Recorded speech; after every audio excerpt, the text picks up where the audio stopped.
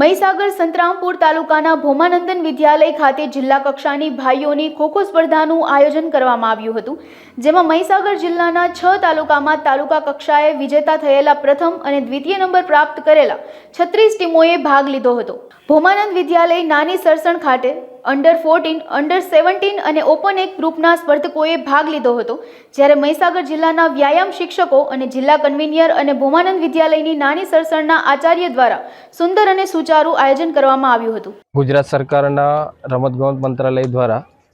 આયોજિત ખેલ મહાકુંભ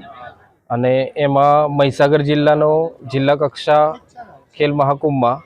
આજરોજ શ્રી ભોમાનંદ વિદ્યાલય નાની સરસણ ખાતે પુરુષોની ખોખોની સ્પર્ધા યોજાઈ,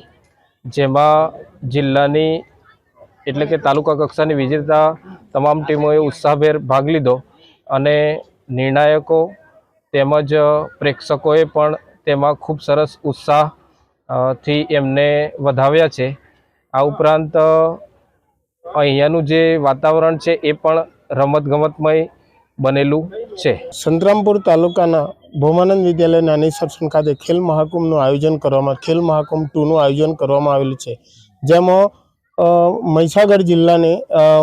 હું પોતે કન્વીનર તરીકેની કામગીરી કરી રહ્યો છું અને ભોમાનંદ વિદ્યાલય નાની સરસણ ખાતે અત્યારે અંડર 14, અંડર 17 અને ઓપનની ભાઈઓની સ્પર્ધા ખોખોની ચાલી રહી, ખૂબ જ સુંદર વાતાવરણમાં કામગીરી થઈ રહી છે। રેફરી કાર્યો પણ સુંદર રીતે કરી રહ્યા છે, બાળકોનો પણ સપોર્ટ સારો એવો મળી રહ્યો છે અને મારા જે કર્મચારીઓ મારા હાથે જે કામ કરતા જે રેફરીઓ છે,